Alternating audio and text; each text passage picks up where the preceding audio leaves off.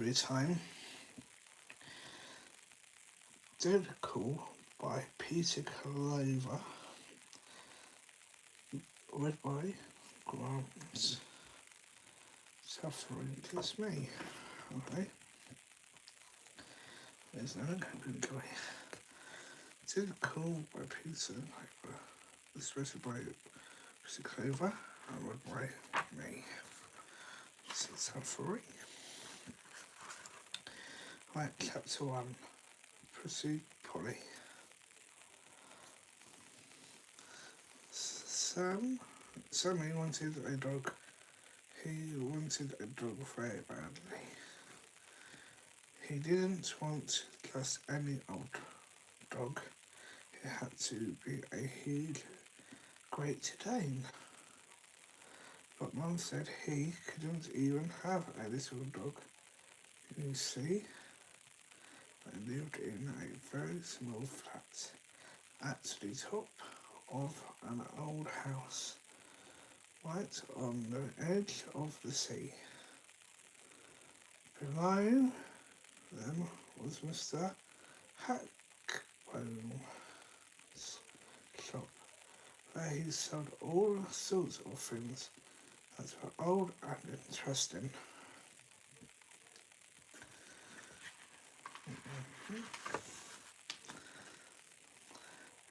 We can't keep a dog up here in the flat, said Mum.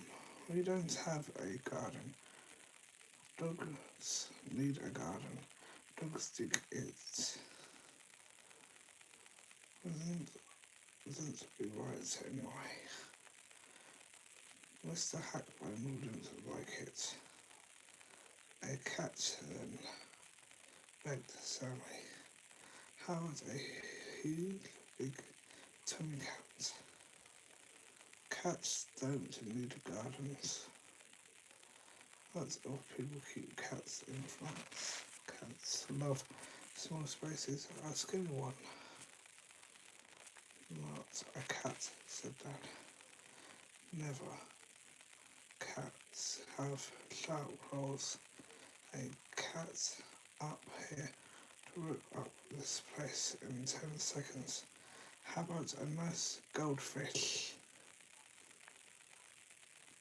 Boring, said Sammy, and I'd get dizzy watching it swim around and around all day. So dizzy that I'd faint. He fell to the floor with his eyes rolling. A nice body then, said Mum. Bodies aren't cool, Sammy told her. How was an ostrich or an eagle? In the end, they chose a parrot. A bright green talking parrot. Dad went out and got it the next day. Mr. Hackbone didn't mind them having a parrot in the flat.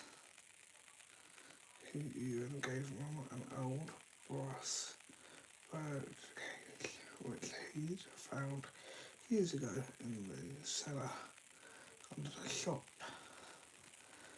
The cage was great, but the parrot was no use at all. You see, it didn't talk, not a peep, squeak, squelch, nothing. I thought we were told this parrot could talk, said Sammy crossly. Give me plenty time, said Mum. Let her get used to us and the flat. Expect she'll have lots to say in a day or two.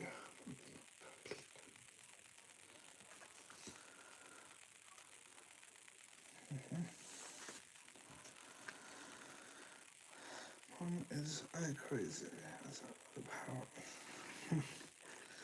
Out her lips and blew kisses to Polly through the bars of the cage. Polly up her feathers, chin and back so far fell off her pet. She swam upside down with her head in the seed tray. This bird's daft, said Sammy. She's bonkers. Can't even stay on her pet properly. Some parrots probably dropped to the floor of her cage.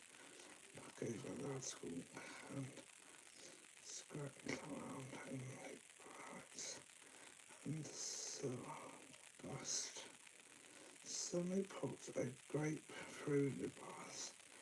She probably picked it, kick it around like a football. Then she picked it up and peeled it with her beak. Polly likes grapes. Clever Polly, said Sammy. That's him with the black eyes, and then she did a peep.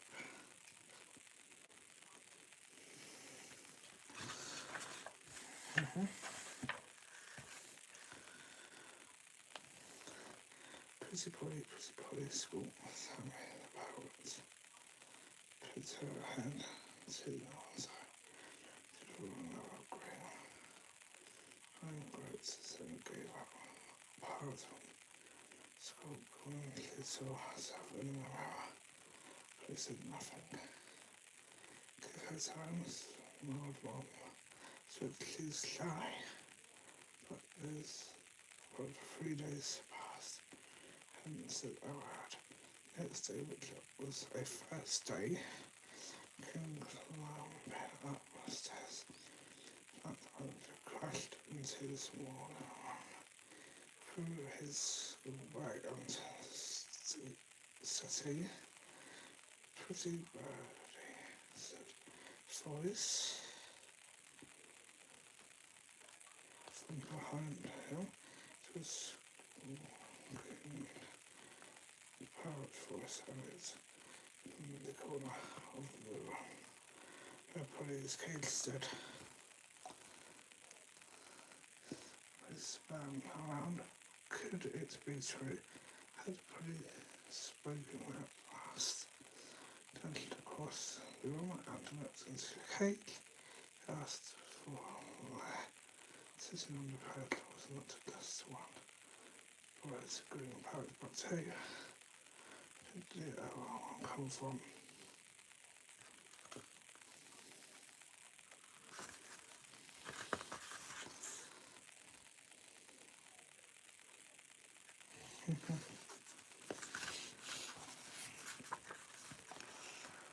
Chapter 2.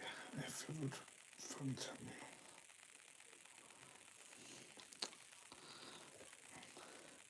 Now, said Summer, at first he thought that Mum and Dad had got him another parrot, but when he looked closer, Sammy got quite a shock. There was something very odd about the second parrot. It seemed to be all right, but it looked more like a picture of a parrot than a real one.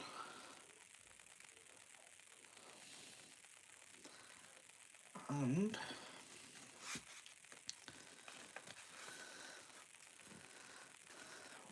when Sammy stared at it closely, he could see white rats. Polly was thrilled. She was her pet and heard that her eyes was popped out, so the parrot to her and cooed as he said her name. They were over again, Polly. He particularly so was like this new one was bolder and porosity, a bit of a in fact pretty then through to school again and again and his mouth but no sound came out. He think before he could what to say, the second poet vanished into thin air as the river. So it was a silver mist floated untwisted upwards through the bar of the Hayden path. The other poet was gone. Sammy didn't tell anyone, but that night he could not, or could not, sleep. He kept getting up, creeping into the living room and looking on Polly. I must clean this house, to himself. Was it all a dream he had?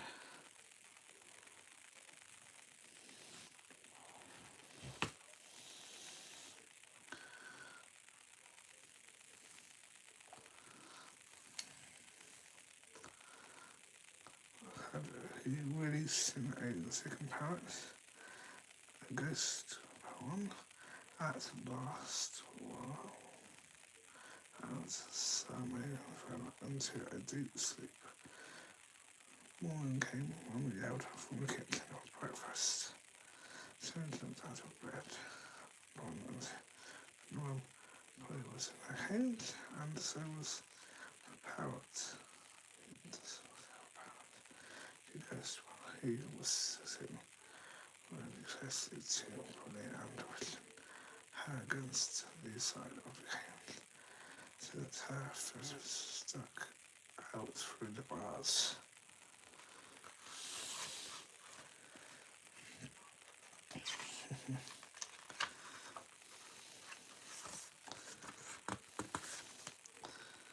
Sammy rubbed his eyes. Was he dreaming? But the pouch was still there. This was cool. Kinda cool. Where did you come from? I saw myself this. That's one more than the hair. Captain Crabmates. Hey, clever boy. Scooped. Just looking at that. Polly. Come on, give us a kiss. And darling, this powers could really talk. It was brilliant. Mum called again. The kitten and Sam. As Sammy spun, and he saw I wants to cat. He read her tongue. It was lying and Claire. I had goodness be true, Sammy. But his suddenly had seen its fuzzy but forever ago. The second parrot cat was like a hair to ghost, but it was there. Sammy could see it as plain as day. What's going on? Sammy, I'm going to get my breakfast now. so Sammy.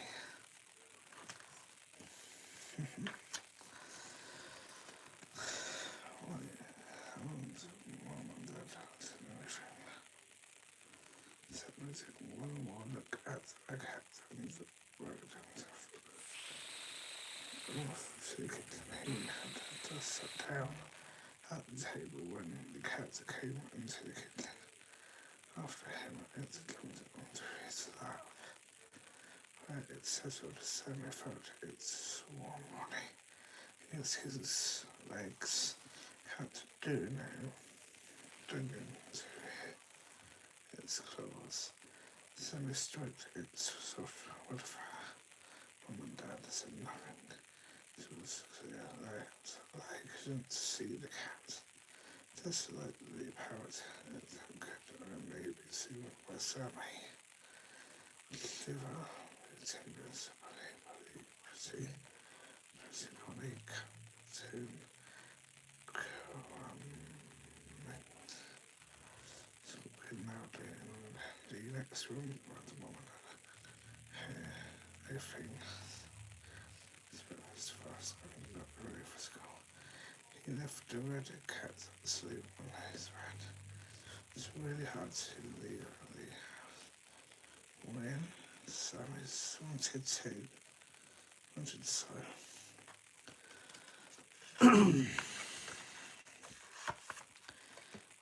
badly to stay at home and find out just what was going on here. He wanted to see if the cat would vanish again, let the parrot, and he wanted to see if anything would arrive out of the thin air. Right, Chapter 3, An Unexpected Visitor. The school day dragged on. It was Friday, and they were going home early for half term. They could all leave at 3 p.m.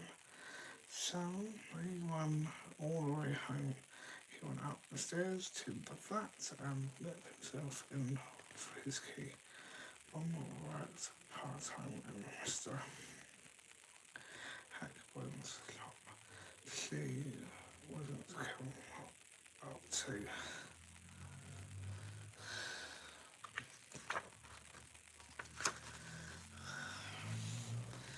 the flat before 3:30 p.m.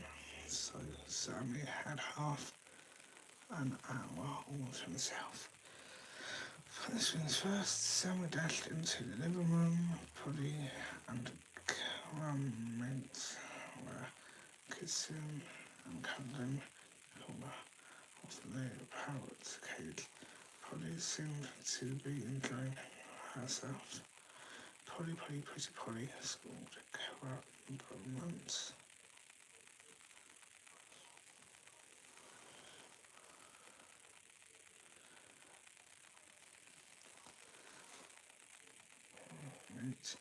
Sammy came into the room. Land eyes straight up the gully with pieces of 8 pieces of hands. Once Crummates started to talk, he just wouldn't shut up. He seemed to be very excited about something. All at once, Sammy felt an odd fizzing in the air. He looked around for the red cat, but the big Tom wasn't in the living room. In fact, his bedroom door opened a crack in the case. The big cat wanted to go for a walk, but it seemed a bit stupid. Oh yeah, now, what if the cat could appear out of thin air and then could pass through walls and doors at any time? It wouldn't wanted. Sammy clicked his room. The cat wasn't there. Maybe it's in the kitchen, thought Sammy. But no, he looked everywhere in the flat, which didn't take long, and gave up and went back into his room again. This time, as he opened the door and stepped inside, Sammy gasped. There, lying on his bed, was not just one cat, but 2 great tongues, gnawed under one strand, and there was more, much more, sitting in a chair, also and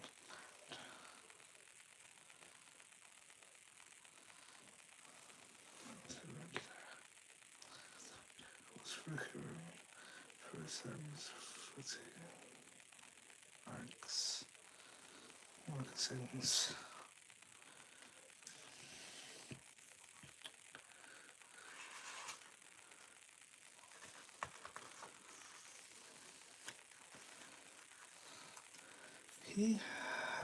I haven't been so as if I ages.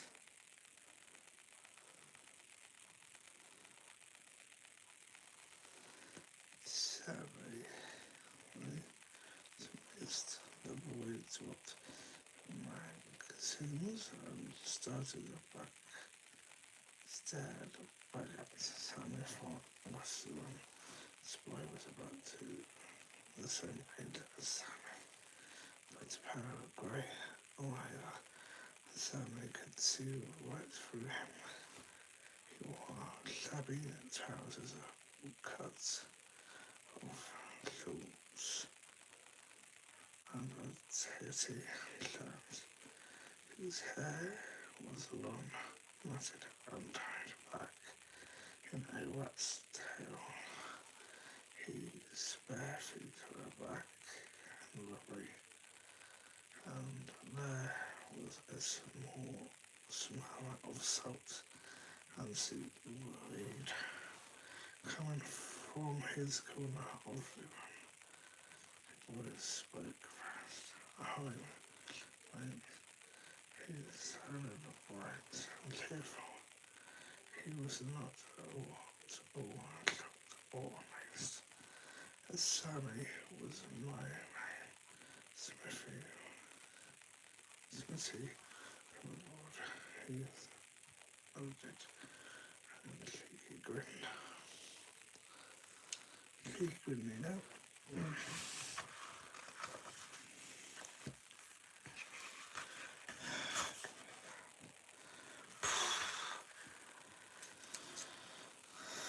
Sammy was stunned. I was all say straight up with our scored crumbed mints from the living room. Pieces of 8 pieces of 8 were laughed and so did Sammy. The crazy part seemed to have broken the spell. Where the hang come from? Sammy said at last. And what are you doing here? Sammy didn't mean to sound so, but just sort of came out that way. He hoped that he hadn't upset the boy, though it was quite a shock for him to find a ghost sitting in his room. But Smithy was upset. The white careful grin faded. It was as if his lights had gone out. So they might with him. Hesitant to be friends. It's okay now.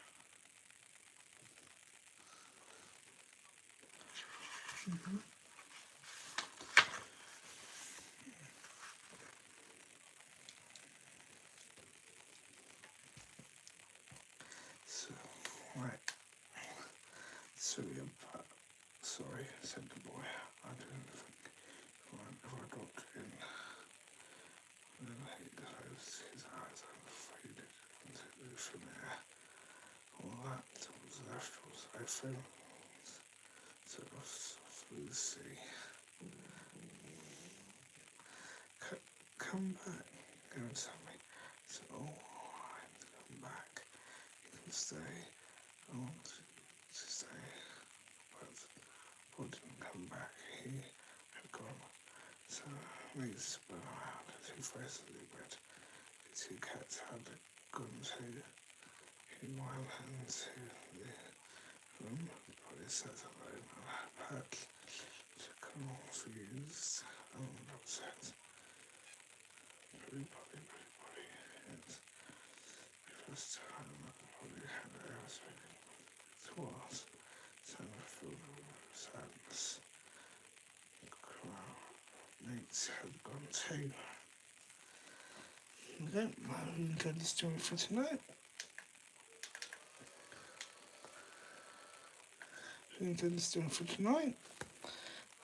And if you want to read the whole book by yourself, you can buy it from Amazon or any other shop that you can find. Dead Cool. The book that's called Dead Cool now. In stores and stuff. Take care. Good night.